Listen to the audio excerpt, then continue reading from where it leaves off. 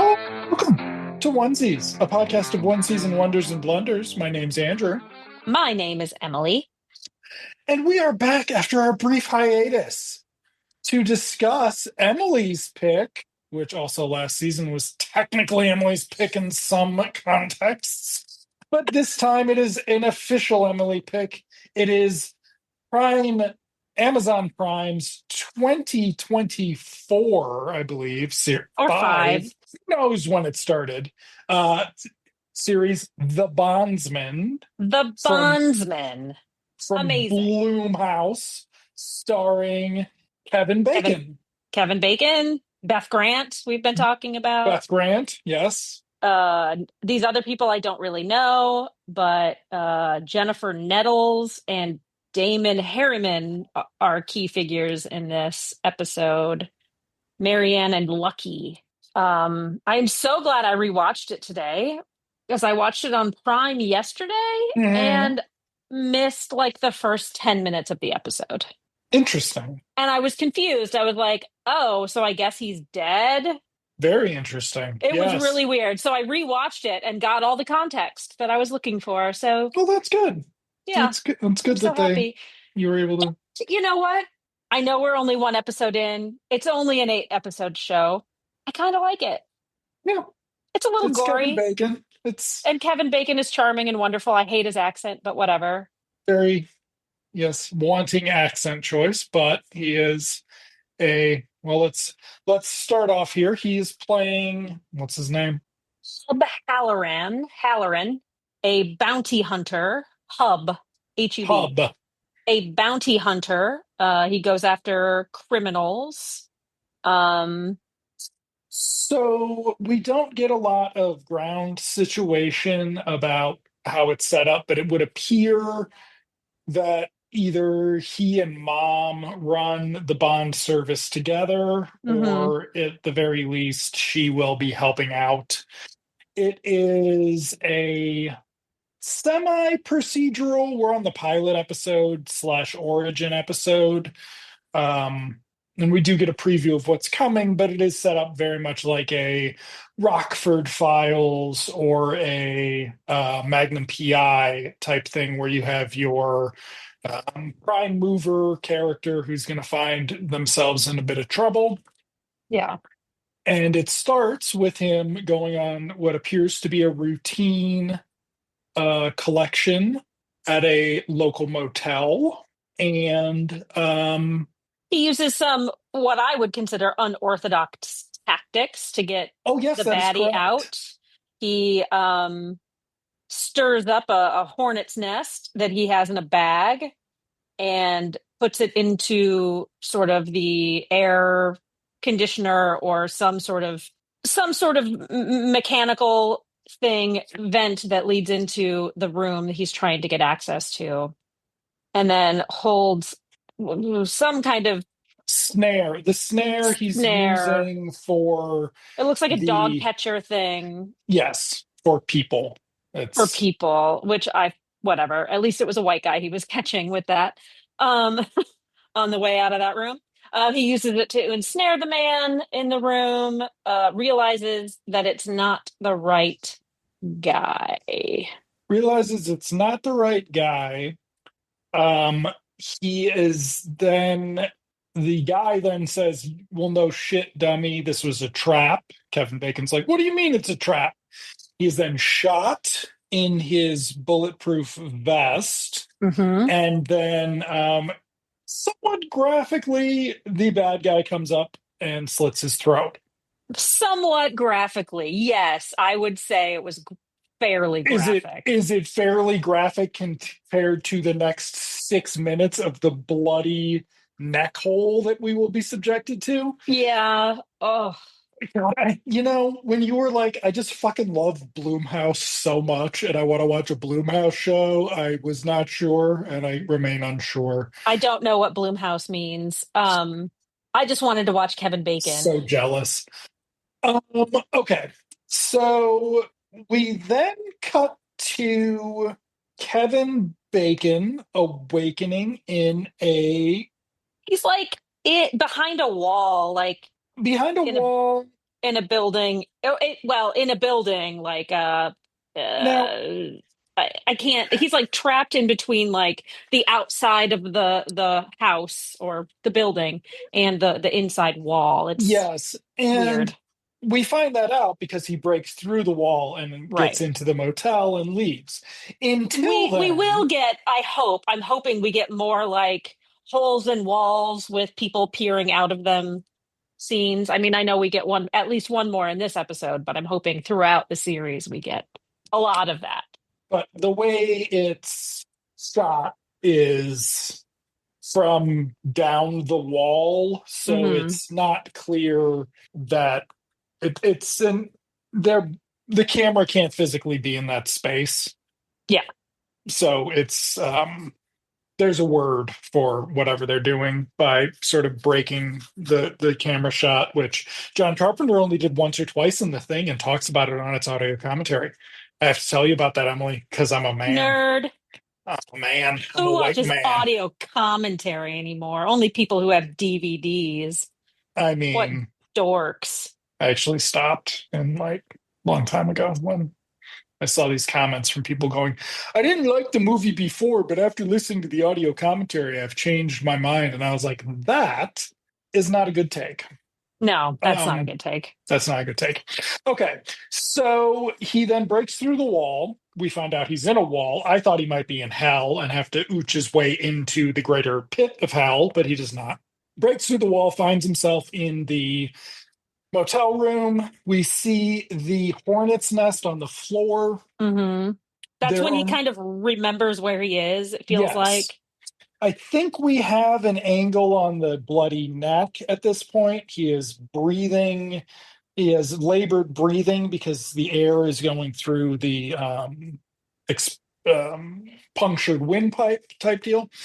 But And then you he's get, also speaking, and it's not as strained as you would imagine. He's just sort of like speaking not under his breath, but it's not as garbled as you would imagine with a fucking split you, windpipe. you find it unrealistic, perhaps, is what you. A little Okay. bit, but I'll take it. All right. So he then leaves the motel room, catching someone else who may become a regular. He, this guy gets to be the plot hole of the third act of the episode, where he is helping the bad guys who ambushed Kevin Bacon and also knows the story of how Kevin Bacon was ambushed, which Yeah. is um no, because his mom tells him that who let the guy out on bail.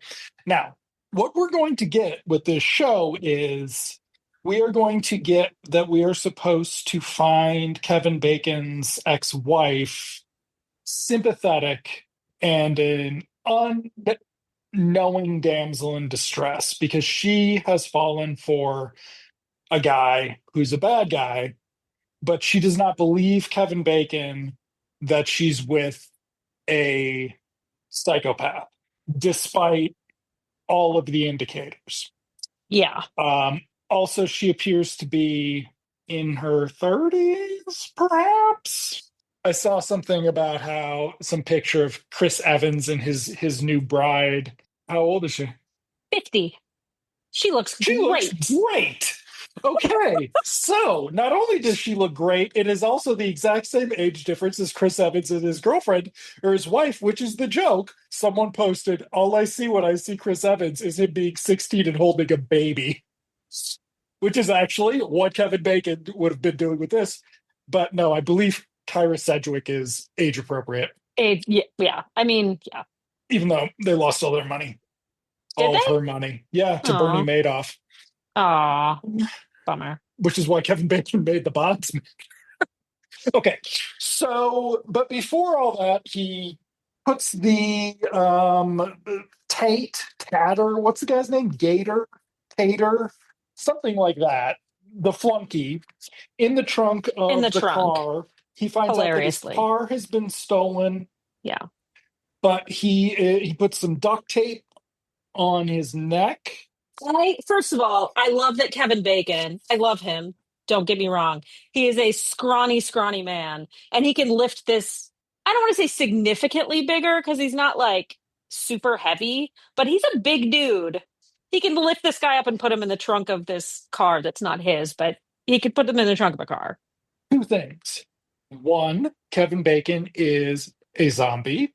Two, Kevin Bacon is a movie star. Fair enough. I Okay. did not. I don't know the rules of zombies. I wasn't sure if they had super strength in this universe. We have not determined that as of this point yet either. We also Yeah. we have very little sense of what the subsequent episodes are going to be like. Okay, so he goes home to see mom. He checks in on his business, and then he goes over to see mom, where she and oh, we missed. There was a scene where he smokes, and there's a lot of smoking in this Hmm. because we'll talk about the target audience, or if not the target audience, then the audience that they are not alienating by being not well. Okay, um, there's a scene where he smokes the cigarette and the smoke comes out through his neck hole. It's disgusting. What is Played that for humor. movie? What was that movie with Dead again. Ken? Yep. Yeah, okay, Dead that's again. immediately what I thought about, where Andy Garcia is Hmm. smoking through his little I actually was trach wondering if this was thing. going to become a like Ugh. if he was going to have to put in a trach. He's going I'm to so get. glad that you knew that right up. Like I just said, what was the name of that movie? Before I even named anybody in it, you You knew said what that Ken. was. I knew what it was. Okay, so good movie. Go see Yeah. Dead Again. Okay, so then he goes over and sees mom. We meet the preacher. He's been kicked out. She's been kicked out of her church because Kevin Bacon would scoop people up at the preacher meeting or something. Something During dumb. Sunday services, Kevin Bacon would serve warrants. So he tells her what's happened, not the whole I think I'm dead thing, but we'll also find out that he's been missing for at least a day, and mom doesn't seem to notice anything about that. Mom is played by Beth Grant, who is 9 years older than Kevin Bacon in a very I can't remember if Manchurian Candidate, if Angela Lansbury was she's I don't think she's 9 years older than the guy who's playing her son. I think she's considerably less than that. Anyway, Wow. um, well, there's nothing that popular culture appreciates like giving men and women age appropriate roles. Emily, you're aware of this. Um, So Beth Grant is great doing Beth Grant stuff. She's kind of playing a character that's not too much of a stretch from anything she's done in the no, past, no. but she's playing this sort of like religious Southern woman, but also just effing and jeffing up a storm. Hilariously love her. And she reveals that the guy he was after was bailed out by his ex-wife's boyfriend. Lucky something. Lucky, and it was Lucky set up Kevin Bacon to be killed. So Kevin Bacon starts thinking about what he's going to do. He makes the interesting choice to falsify an arrest warrant. Yep. This is northern Georgia, however, and I think that him being able to type, I mean, I So, yeah. not to be regionalist, Andrew, Mhm. but I was surprised at how badly he doctored the warrant with just whiteout and a typewriter. He didn't even attempt to make a copy of it, like get rid of like the whiteout texture and Was all that anybody nonsense. in this universe have a cell phone that we see. No. So I guess we don't know exactly what the time period is. It is current because the son, we meet the son and the wife, and the son talks about how he got the band from TikTok, Mm, but we don't see Kevin Bacon with cell phone, which mm-mm. presumably is very makes bounty hunting easier in the 25 or whatever. So he does that and he's got his plan for what he's going to do. He loads up the trunk of his car with like quick dry cement, it looks like, and some long poking things. He makes a joke to the guy, to the flunky who's still tied up in there. And then he drives over to Lucky's nightclub or Mm-hmm. whatever, where a blonde woman is performing, and we soon discovered that that is the estranged or ex-wife. The way Beth Grant talks about the ex-wife, we uh, She it wants Hub to get back with Marianne. All she wants him to do is, uh, I don't know listen exactly what. to her or be No, present or something. it's something about himself, like do something better for himself or something, but something like weird and almost new agey. And we do get that sense that she's the same way with Lucky. And I know that it's supposed to be sympathetic, like, look at this good woman. And I think Lucky even says at some point, like, oh, you're such a good woman, as she's trying to calm him down. But I'm like, girl, get yourself a man who knows how to do this shit himself and doesn't need you to teach him how to fucking do this. Like, Uh, she just seems to have a bad choice of men. yes. And so she'll do a full singing number. She's singing a cover of some song, some country song. Yes. And so then we will she'll check in with what's his face with Kevin Bacon, who's like, "What day is it?" And it's he's messed up on the days, which never comes back anywhere Mm. because yeah. But we find out that she should be performing her own music instead of this other stuff. And then Lucky comes in and ruins the moment between the two of them or something.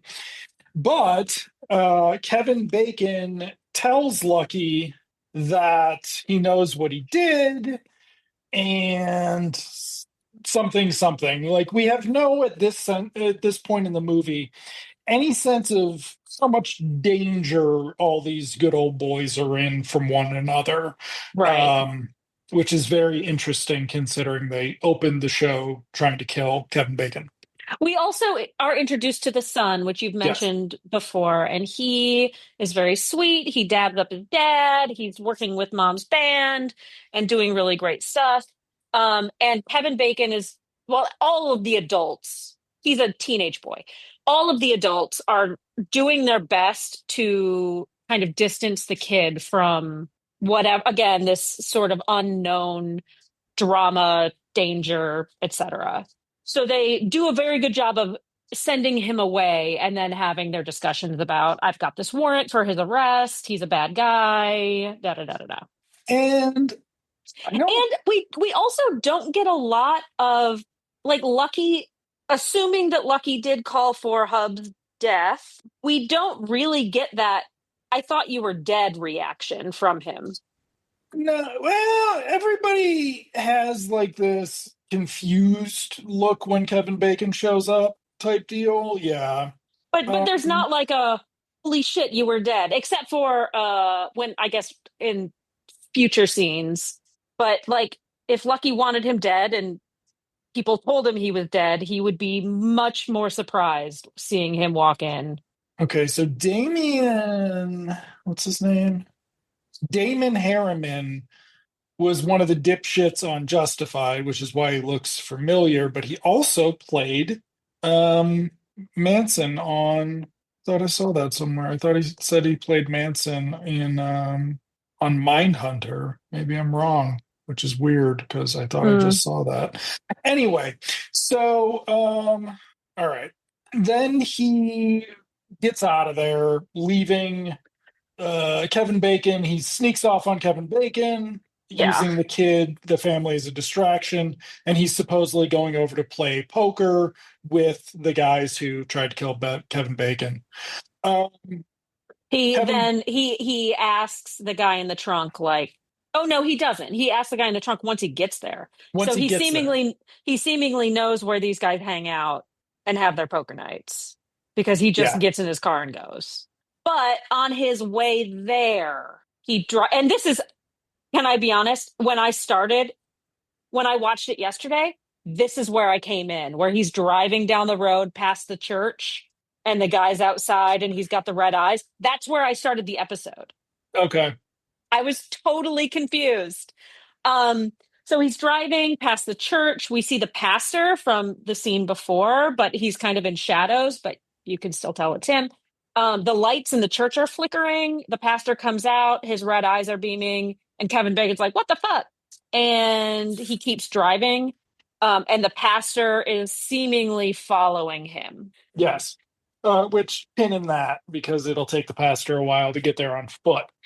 Um, Long enough that he has time to pull up and talk to the guy in the trunk. They have a like little moment, how it's almost over.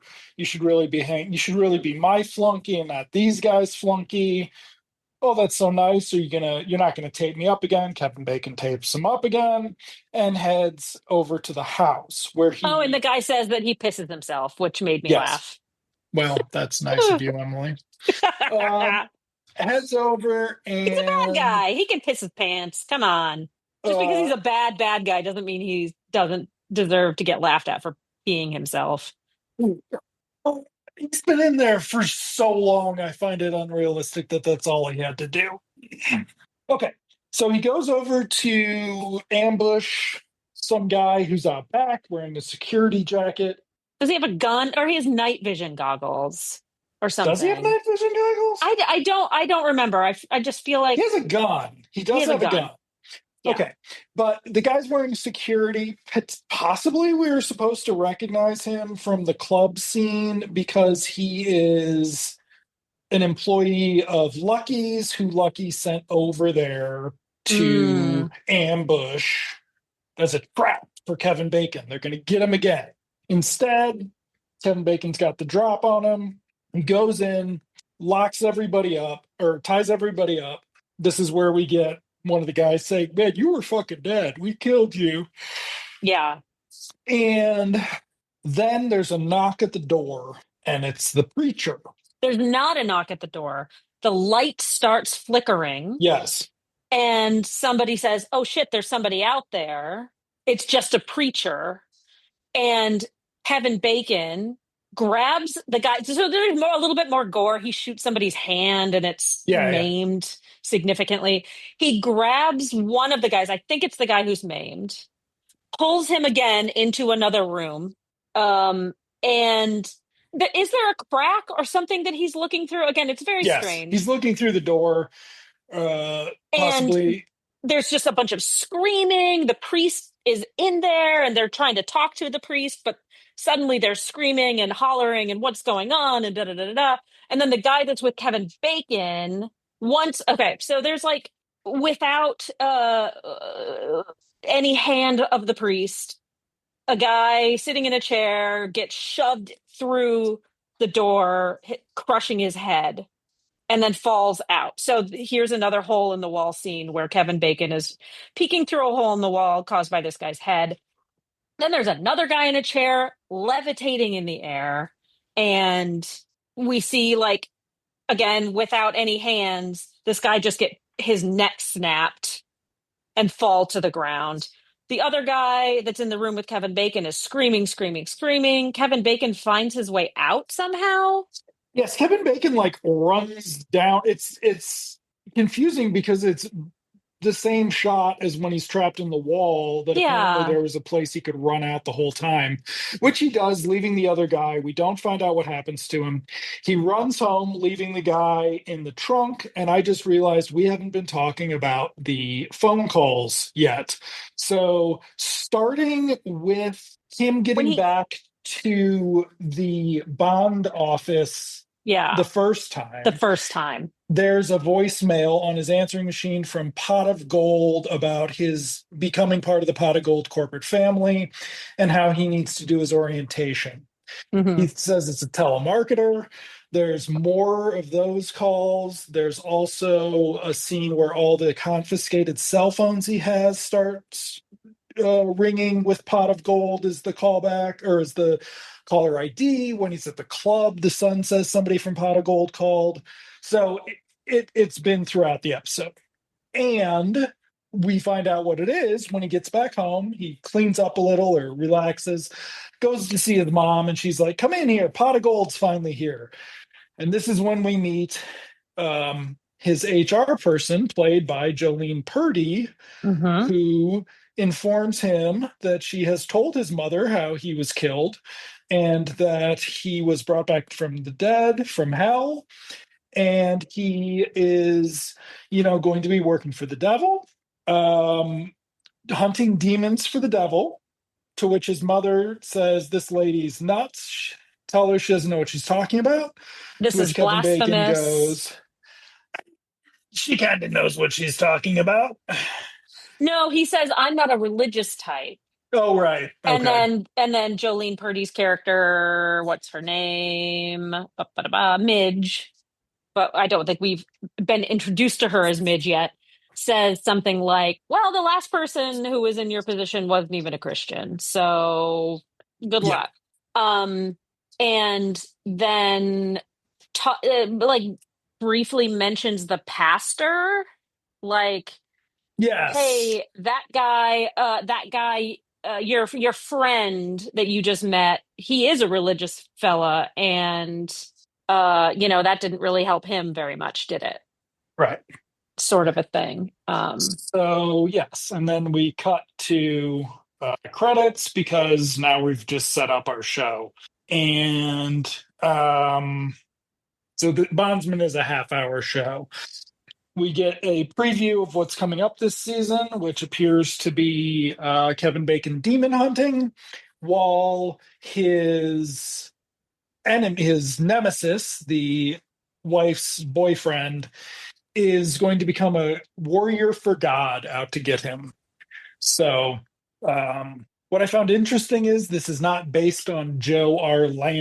Lansdale or whatever that guy's name is, the prolific Kentucky Fried horror writer. Has nothing to do with him. It's very much like something like Lansdale, something. Um, he might have written the story that Bubba Hotep's based on. Have you seen um, Bubba Hotep? I have. All right. Of course I have. Oh, anyway. Uh, okay. So, Anyway, jeez. yeah, geez, who hasn't seen Bubba Hotep? Oh, I know I have a that story about famous that. Eddie Murphy movie, Harlem Nights. Oh, yeah. I love Harlem Nights. What's That's not wrong the with you? point. The point is you refuse to watch Beverly Hills Cop while you're over here. I mean, yes, all the love for Harlem Nights, but still. Okay. The way you acted like you've never seen an Eddie Murphy movie, for God's sake. Well, you've got a Pluto Nash poster behind you. So weird. Yep, right there, Pluto Right Nash. there. Well, so far I think we're off to a good start. The Yeah, religious stuff I could do without, but and the gore maybe it could be toned down a little bit. But I'm excited about next week's episode 2. It's called Valakor, where Hub is going to find out more about his new job and meet his first demon. cool. That'll be great. Thank you for Yep. listening, everybody. Thank you for watching, Andrew. I'll see you in television land. See you in television land, Emily.